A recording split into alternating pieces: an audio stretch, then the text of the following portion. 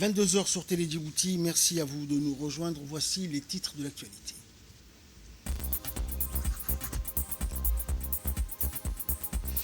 Une lycéenne a remporté la médaille de bronze lors des Olympiades panafricaines de mathématiques qui se sont déroulées à Johannesburg en Afrique du Sud. Et à Gaza, le bilan s'alourdit à 40 223 morts selon le ministère de la Santé gazaoui. Bonsoir à tous. Djibouti célèbre donc sa première participation aux Olympiades panafricaines de mathématiques 2024 qui se sont tenues du 10 au 20 août à l'université de Witwatersrand à Johannesburg en Afrique du Sud. Et pour sa première participation, la délégation djiboutienne a décroché une médaille de bronze grâce à l'une de ses candidates qui s'est particulièrement distinguée durant la compétition. Mademoiselle Loua Salem Ahmed, jeune lycéenne, a honoré son pays en remportant cette médaille de bronze. En plus de cette distinction, elle a également reçu une mention honorable pour sa résolution exceptionnelle d'un des problèmes, se positionnant parmi les meilleurs jeunes mathématiciens du continent. Les résultats de l'Olympiade panafricaine des mathématiques témoignent de l'engagement et du dévouement des élèves ainsi que du soutien inestimable de leurs enseignants et de l'association Adam Math qui œuvre grandement pour la promotion de l'excellence en mathématiques. L'éducation et la promotion des mathématiques sont des piliers essentiels du développement des compétences et du talent, et l'Olympiade panafricaine de mathématiques offre une plateforme pour encourager les jeunes à démontrer leur talent dans la résolution des problèmes mathématiques. Les lauréats ont été récompensés pour leur travail acharné et leur passion pour les mathématiques, et Djibouti est fier de leur succès.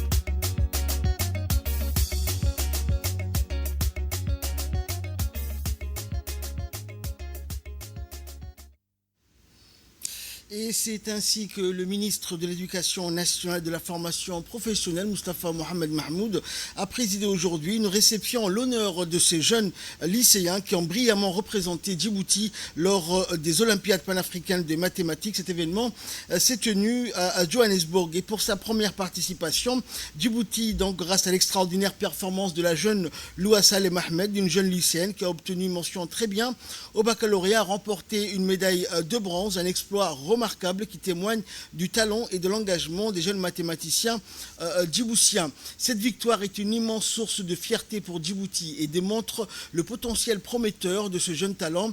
En s'imposant dès leur première participation, les jeunes djiboutiens accompagnés par l'association Adam Math ont prouvé que Djibouti est capable de rivaliser avec les grandes nations africaines dans le domaine des mathématiques.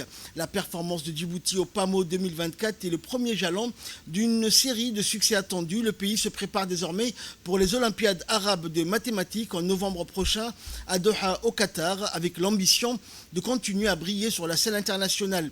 Et dans un mot prononcé à cette occasion, le ministre a exprimé ses chaleureuses félicitations à l'ensemble de la délégation djiboutienne ainsi qu'à l'association Adam Math qui a joué un rôle crucial dans la préparation et l'encadrement des élèves. Le ministre a souligné également que cette distinction était la preuve de l'excellence du système éducatif djiboutien, démontrant ainsi que nos élèves étaient capables de rivaliser avec les pairs internationaux et d'enregistrer des performances honorables sur la scène mondiale.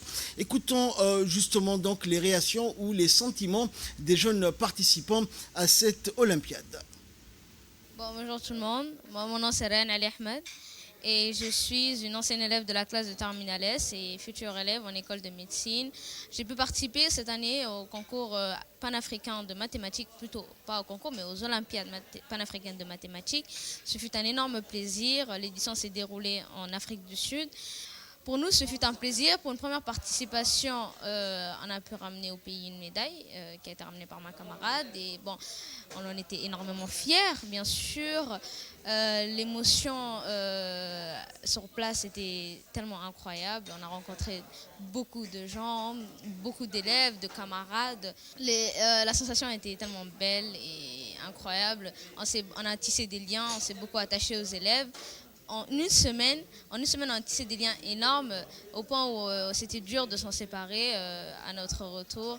Mais bon, heureusement, on est en contact. C'est ça le point bénéfique. J'encourage fortement l'association Adamat, tous les professeurs qui y adhèrent, les formateurs, les encadreurs, etc. Un énorme plaisir. Je les remercie énormément.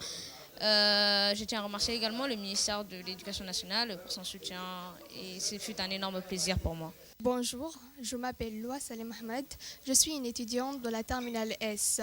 Notre participation est une première fois dans l'histoire et pour une première fois, je dirais même c'est exceptionnel.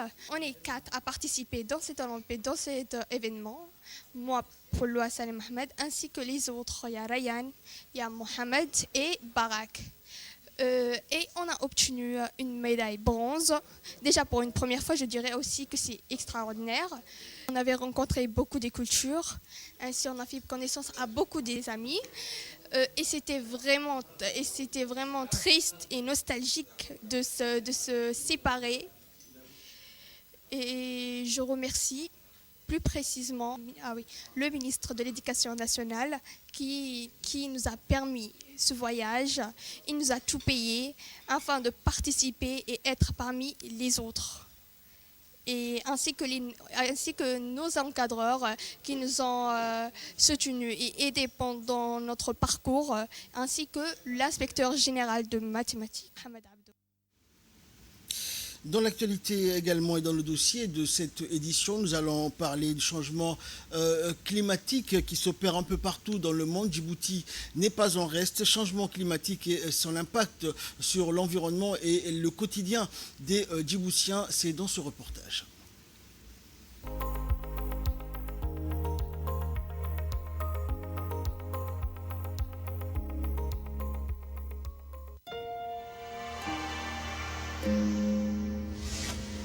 « 97% des scientifiques travaillant sur le changement climatique estiment que la Terre se réchauffe en raison des activités humaines. Pour bien comprendre la responsabilité de l'homme dans ce phénomène, il faut d'abord s'intéresser à un mécanisme qui lui est parfaitement propre, l'effet de serre. Lorsque la Terre est éclairée par le Soleil, sa surface réémet une partie du rayonnement qu'elle a reçu vers l'espace. Sauf que les gaz à effet de serre, comme le dioxyde de carbone, le méthane, les protoxydes d'azote, retiennent une partie de ces rayonnements infrarouges émis par la Terre et lui renvoient, ce qui contribue à la réchauffer. Or, c'est justement cette mécanique que l'homme a déréglée. Combustion du pétrole, déforestation, agriculture intensive. Depuis la révolution industrielle, les activités humaines ont émis en grande quantité des gaz à effet de serre, principalement du dioxyde de carbone et du méthane. Ces gaz s'accentuent dans l'atmosphère et atteignent désormais des niveaux records. Pour le CO2 par exemple, sa concentration est passée de 270 parties par million à la fin du 19e siècle à 400 parties par million aujourd'hui. C'est la concentration la plus forte depuis au moins 800 000 ans. Les conséquences sont dramatiques. La montée de la température, l'élévation des niveaux des océans, l'augmentation des précipitations, la sécheresse et l'acidification des océans, dont les scientifiques ignorent encore les conséquences. Les conséquences socio-économiques du changement climatique est une autre inquiétude pour l'humanité. Tout le secteur clé de la société est frappé de plein fouet par le changement climatique. L'élevage, l'agriculture, la pêche et l'économie sont désormais mises à rude épreuve par ces phénomènes climatiques. L'insécurité alimentaire, la précarité et le conflit résultant des conséquences économiques du changement climatique est désormais une menace auquel le monde fait face de nouveau. L'homme responsable de ces chaos a du mal à trouver rapidement des solutions efficaces et durables au dérèglement climatique. Le PNUD, organe de l'ONU chargé de l'environnement, organise chaque année une conférence internationale dans un des pays du monde pour débattre et interagir pour trouver des solutions efficaces à ces phénomènes climatiques. Il s'agit d'un phénomène climatique qui n'épargne aucun pays du monde, mais qui constitue un défi de taille pour les pays sous-développés. Djibouti fait face chaque jour aux aléas climatiques comme les restes de la planète. La protection de l'environnement est un pilier fondamental de la politique nationale de la République de Djibouti. Le président de la République, son Excellence Ismaël Omar Guelleh, fait de la protection de l'environnement une condition sine qua non de développement économique. Djibouti envisage de devenir le premier pays africain à l'électricité 100% verte. Le pays est doté d'un immense potentiel en énergie solaire, éolienne, hydraulique, géothermie, biomasse. Au niveau de l'énergie solaire photovoltaïque, le potentiel solaire techniquement exploitable est évalué à 200 gigawatts par jour. Cela souligne l'ambition et l'intérêt que le président de la République et son gouvernement accordent à la protection de l'environnement et du développement durable. Les efforts et les projets d'envergure du ministère de l'Environnement et du Développement durable pour renforcer la résilience de notre population aux effets du changement climatique sont désormais palpables. Le ministère de l'Environnement et du Développement durable est chargé de la mise en œuvre de la politique nationale de l'environnement dans la République de Djibouti. Depuis qu'il a été créé, ce département a réalisé plusieurs projets de résilience dans les 5 régions de l'intérieur pour renforcer la résilience de la population vulnérable aux impacts des changements climatiques. Les projets d'envergure ont été réalisés durant les 5 dernières années par les ministres de l'Environnement et du Développement durable, son Excellence, M. Mohamed Abdelkader Moussa Helem. Parmi les plus illustres, on peut citer les projets complexes et de résilience au changement climatique de Chekaito dans la région de Dikil et celui des périmètres agro-pastoraux dans les 5 régions de l'intérieur. La restauration des mangroves qui constitue un écosystème important de la biodiversité marine a été réalisée par le département ministériel de l'Environnement et du Développement durable dans la région de Tadjoura et dans la région d'Obok, à savoir Raïsali et à Godoria. Djibouti veut accélérer sa transition vers un développement durable conformément aux engagements des Nations Unies. L'économie bleue est une nouvelle notion qui intègre les débats publics et politiques dans le pays. Djibouti possède une biodiversité marine très riche et diverse dont elle peut tirer beaucoup d'avantages dans le domaine de l'économie bleue. La République de Djibouti est un acteur incontournable dans la région et en Afrique dans la recherche de solutions au changement climatique. Trait d'union entre l'Asie et l'Afrique, la République de Djibouti est membre de PERESGA, qui est une organisation régionale pour la conservation de l'environnement dans la mer Rouge et dans le golfe d'Aden. Cette organisation régionale est composée de 7 pays, à savoir Djibouti, l'Égypte, le Yémen, le Soudan, la Jordanie, la Somalie et l'Arabie saoudite. La mer Rouge et le golfe d'Aden est la voie maritime la plus fréquentée dans le monde et reste une zone névralgique du commerce mondial. De ce fait, cette zone reste très vulnérable à la pollution, ce qui explique une réponse régionale pour les protéger efficacement. En outre, membre délégat dont elle a la présidence en ce moment et membre de l'Union africaine, Djibouti joue un rôle important au niveau de la région et au niveau du continent dans la lutte contre les conséquences du changement climatique. Pour conclure, la société civile s'implique chaque jour de plus en plus dans la défense de l'environnement et compte jouer un rôle déterminant dans ce domaine. La formation et le partage des connaissances restent les volets principaux sur lesquels la société civile djiboutienne veut accentuer son travail. De plus en plus, les Djiboutiens s'intéressent au dérèglement climatique et veulent s'approprier la défense de l'environnement qui est une cause noble. Ce qui nous donne la raison d'être optimistes pour gagner ces défis des siècles pour le monde de nos jours. Dans l'actualité également, l'ambassade des États-Unis d'Amérique à Djibouti a organisé hier après-midi à l'American Corner, installé à la Chambre de commerce de Djibouti, une session d'information sur le programme de la bourse Yali, la bourse Mandela Young African Leaders Initiative, au profit des jeunes Djiboutiens qui veulent participer à ce programme. La cérémonie d'ouverture de l'édition 2025 du programme a regroupé des jeunes lycéens, des universitaires ainsi que des candidats porteurs de projets intéressés par le programme. Au cours de cette session d'information, les candidats intéressés par le programme ont échangé avec le personnel de l'ambassade américaine sur les procédures à suivre pour candidater à ce programme. À travers une projection, les jeunes candidats ont suivi la présentation de l'attaché culturel de presse de l'ambassade des États-Unis sur les critères d'inscription de la bourse pour l'année 2024. Et pour cette année, les inscriptions ont débuté le 15 août et prendront fin le 12 septembre prochain. Écoutons les sentiments et les impressions des participants à cette session. J'ai eu l'occasion, à travers le programme YALI, de rencontrer des leaders de l'administration publique américaine, des professeurs d'université, des gestionnaires d'institutions publiques et privées qui m'ont guidé, qui m'ont coaché par rapport à mes lacunes et à mes aspirations. Mais l'impact le plus important vraiment a été le fait que j'ai eu l'opportunité de comprendre et d'entrevoir les débouchés potentiels de mon secteur d'activité. Aussi, le programme regroupe des professionnels qui, malgré leur jeune âge, ont vraiment accompli des choses extraordinaires. Et ça m'a beaucoup inspirée. Et jusqu'à aujourd'hui, je puise beaucoup de motivation de ce souvenir-là. Enfin, je dois dire que à la fin du programme, je suis revenue avec un carnet d'adresses vraiment étoffé, et surtout pour les lauréats qui choisissent la filière de l'entrepreneuriat, avoir un carnet d'adresses avec des contacts de plus de 40 pays africains est vraiment une ressource inestimable. Pour ce qui est de comment j'utilise mes acquis, en fait, je me spécialise dans le renforcement des capacités des acteurs de la société civile. Grâce au programme YALI, j'ai été insérée en stage au sein de la mairie de la ville de Washington, D.C., où j'ai appris à appuyer et à renforcer des associations qui étaient financées par cette institution. Ils sont plusieurs à être donc les porte-voix des jeunes à Djibouti. On les appelle les enfants parlementaires et sont au service des autres enfants. Objectif, sensibiliser ces derniers du monde rural sur le mariage précoce, l'abandon scolaire, l'handicap, mais aussi la violence à l'égard des enfants. Il s'agit de la mise en place d'un ancrage pour une culture des droits de l'enfant, faire la promotion d'une éducation démocratique, de la citoyenneté et de la tolérance. En effet, il s'agit de permettre à ces enfants de jouer un rôle d'ambassadeur de l'enfance dans leur région, mais aussi de faire la promotion d'une culture de dialogue entre les enfants d'une part et entre les enfants et les responsables d'autre part. Étant sous la tutelle du ministère de la Femme et de la Famille, ces enfants parlementaires accomplissent avec brio leur travail auprès des jeunes. Regardez, c'est un document de la rédaction.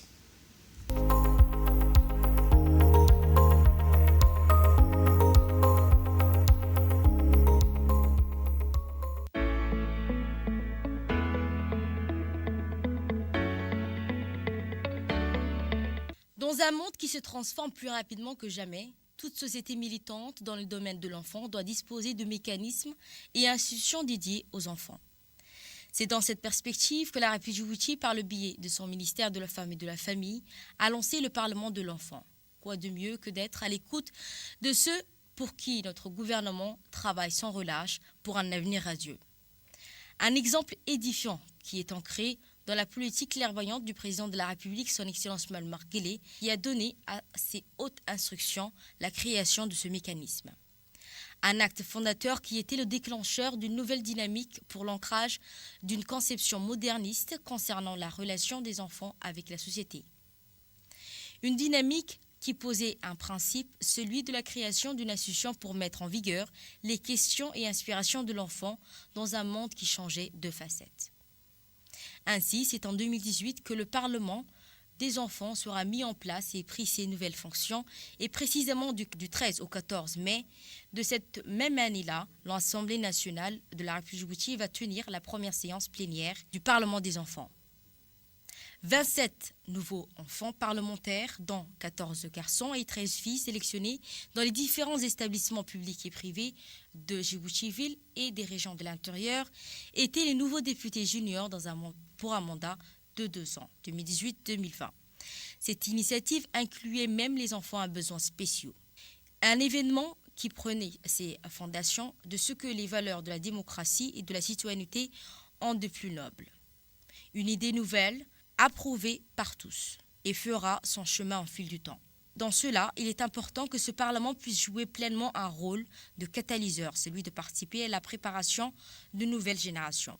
Partant de leur rôle effectif comme partenaires principaux dans le développement national à travers la maîtrise de la chose publique locale. Étant entendu que pour eux, la culture des droits de l'enfant constitue la base de conduite pour les enfants sans discrimination et que cet exercice de culture quotidien qui exige la spontanéité et l'objectivité à tout instant. Ce fut une occasion unique qui leur permettrait de faire ce que les députés pratiquaient habituellement, c'est-à-dire présenter une fraction importante de notre population, exprimer leurs ambitions, leurs préoccupations et leurs attentes et interpeller leurs aînés, les représentants politiques, sur le monde qu'ils souhaitaient pour héritage.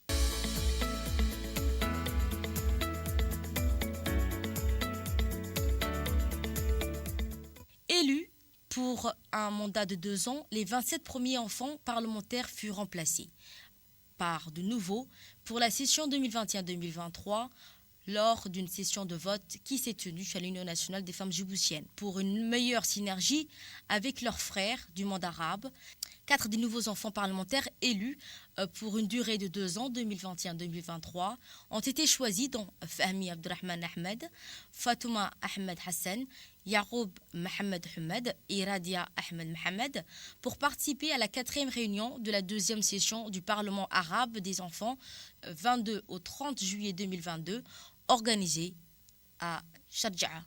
17 pays arabes dans la République djibouti ont assisté aux travaux de la 4e réunion. Chaque pays arabe était représenté par 4 enfants, toujours 2 garçons et 2 filles, sous le thème de la culture de la sécurité alimentaire. Ces enfants parlementaires ont appris à écouter ce que dit l'autre, à respecter son opinion, à dialoguer et échanger leurs idées sans recours à la violence, ni à la haine, ni à l'exclusion. Ces enfants parlementaires aujourd'hui connaissent les règles qui régissent la vie d'une société démocratique et organisée basée sur les droits, mais également ses obligations. Sachant que la pratique de la démocratie, comme toutes les activités humaines, a besoin de règles qui soient pratiquées et respectées. Ces enfants parlementaires connaissent que le respect des procédures démocratiques est un exercice quotidien, un exercice démocratique permanent, et la pratique de la démocratie a besoin aujourd'hui de femmes et d'hommes honnêtes qui pensent à servir les intérêts communs.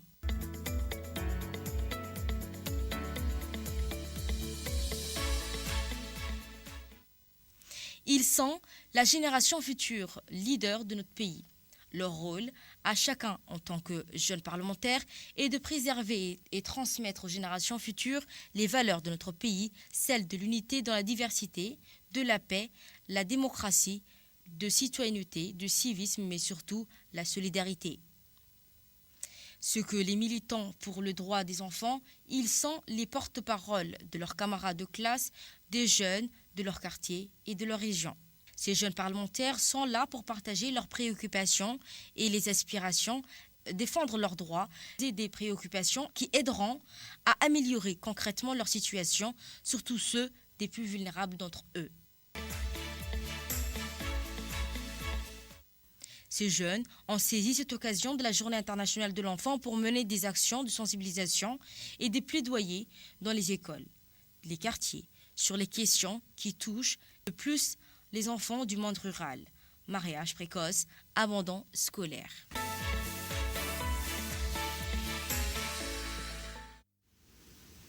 Et du sport pour clore l'actualité nationale. À quelques jours du coup d'envoi du tournoi du Corridor Sud, les préparatifs battent leur plein. Cet événement sportif organisé par le Comité pour le développement de Mouloud en partenariat avec le secrétariat d'État au sport promet d'être un moment phare du calendrier sportif régional.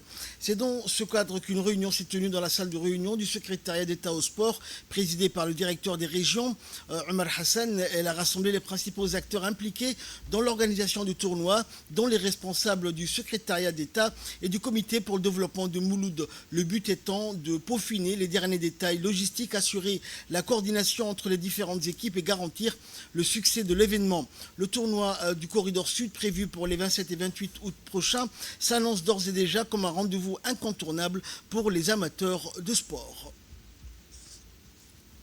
Suivons les explications du directeur des régions au secrétariat d'État au sport. Sous l'égide du secrétariat d'État chargé des sports, l'organisation du Corridor Sud, en collaboration avec une association dénommée Comité de développement de Mouloud. Cette année, le Corridor Sud sera organisé à Mouloud. Le tournoi qui va regrouper des différentes activités sportives, à savoir le football, l'athlétisme, la pétanque, ainsi de suite. Nous avons cette année, nous avons proposé à organiser ce tournoi Corridor Sud cette année à Mouloud, qui sera la ville ou le village, la localité haute qui va accueillir les différentes localités frères de la région. Le Corridor Sud est un corridor intransigeant qui commence de Djibouti-Ville jusqu'à Galafi, à la frontière.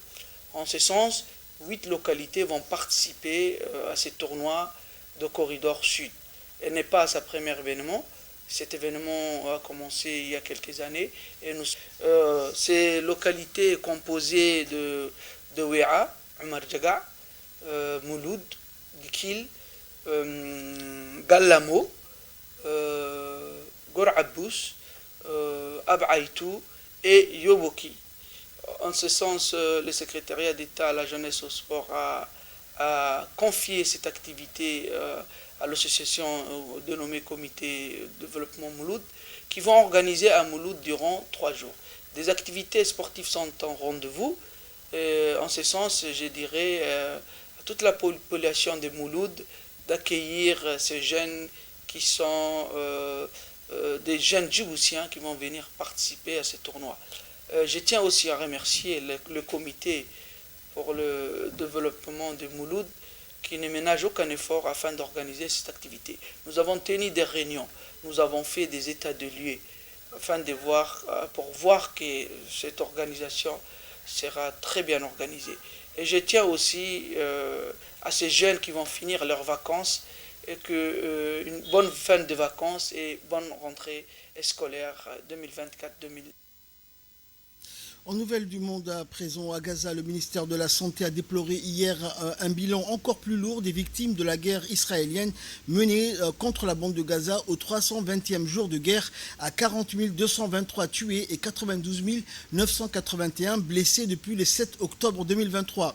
Israël poursuit cette guerre ignorant la résolution du Conseil de sécurité de l'ONU stipulant donc un cessez-le-feu immédiat ainsi que les ordonnances de la Cour internationale de justice sommant l'État hébreu de prendre des mesures pour prévenir les actes génocidaires et pour améliorer la situation humanitaire déjà catastrophique à Gaza. Les États-Unis, l'Égypte et le Qatar ont annoncé la semaine dernière, à l'issue des pourparlers sur un cessez-le-feu à Gaza tenu à Doha, avoir présenté ce qu'ils ont qualifié de proposition de transition visant à réduire les écarts restants de manière à permettre une mise en œuvre rapide de l'accord. L'équipe paralympique des réfugiés vise le podium à Paris à l'occasion des Jeux paralympiques de 2024 qui débutent dans une semaine. L'objectif pour ces athlètes est d'envoyer un message d'espoir au monde entier. 8 athlètes paralympiques et un guide de course qui ont fui les conflits et les persécutions dans leur pays espèrent remporter des médailles dans 6 sports: para-athlétisme, para-powerlifting, para-tennis de table, para-taekwondo, para-triathlon et escrime en fauteuil roulant. L'équipe paralympique des réfugiés sera la première délégation à défiler lors de la cérémonie d'ouverture qui aura lieu le 28 août prochain sur les Champs-Élysées. Et enfin, santé, lutte contre le monkeypox ou le mpox. Les statistiques sont alarmantes. Depuis les débuts de l'année 2023, les cas de mpox en Afrique ont augmenté de 160%. Parmi les pays les plus touchés, la République démocratique du Congo est en première ligne, mais d'autres nations africaines ne sont pas épargnées. Le Centre africain pour le contrôle et la prévention des maladies tire la sonnette d'alarme, indiquant que ce que nous voyons actuellement pourrait n'être que la partie émergée de l'iceberg. L'Afrique, une fois de plus, montre sa résilience face aux défis sanitaires, mais alors que le continent se mobilise pour lutter contre le mpox, une question persiste: les ressources nécessaires seront-elles accessibles à tous pour éviter une nouvelle crise sanitaire mondiale? L'avenir nous le dira. C'est ainsi que prend fin cette édition. Merci à vous de nous avoir suivis. Excellente soirée sur Télé Djibouti.